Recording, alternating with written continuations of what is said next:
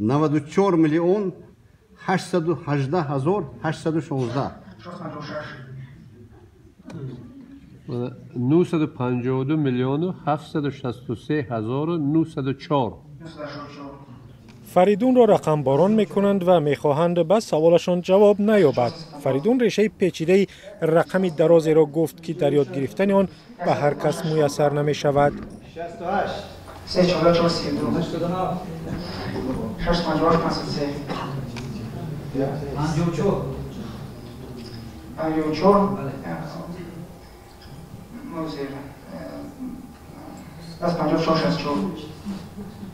فریدون قابلیت فوق‌العاده ضرب و تقسیم و برآوردن ریشه های متماتیکی را دارد. این صحنه ها ماه فوریه در اکادمی علم ها ثبت شدند. 491 میلیون 169 هزار و 969. 789. فریدون رحمانقلوف دانشگاه تکنیکی تاجیکستان را با اختصاص ساختمان صنعتی و شهروندی ختم کرده است. هنگام تحصیل استادانش را حیران می‌کرد. با او گفتم که هستند شخصانی که شعر زیاد میدونند. او با من گفت که خیلی که بعضی ها شعر زیاد میدونند، من همیشه رقم ها رو میدونم و من حیران شدم. شعر این یک مضمون دارد، یک منطق دارد. رقم این علامت خشک است. چی خیل رقم های زیاد را ازیاد کردن ممکن.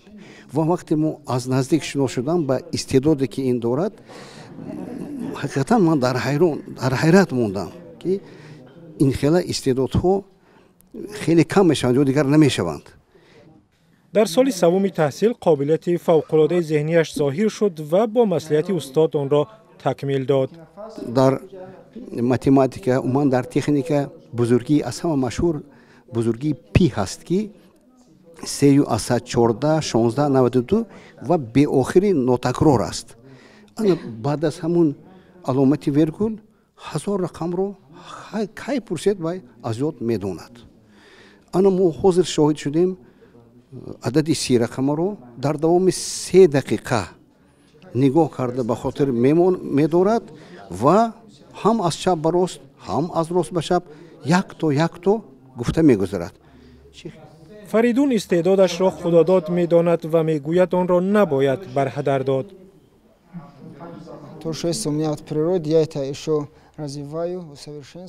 آنچه را طبیعت داده است رشد و تکمیل میدیم و با همین قناعت نمی کنم. باید این استعداد را تکمیل داد. اگر به کار نبرم ضایع می شود.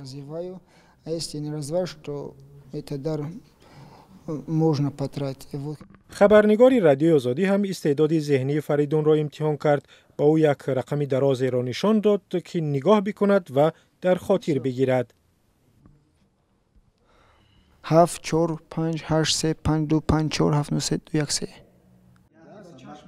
فریدون حالا در پژوهشگاه گیولوژی تاجیکستان تحصیل را در ماجستراتور ادامه می‌دهد. می‌خواهد در اختصاصش که مهندسی است کار کند. می‌گوید هر انسان استعداد دارد که باید کشف کند و تکامل بدهد تا به جای یا مقام برسد.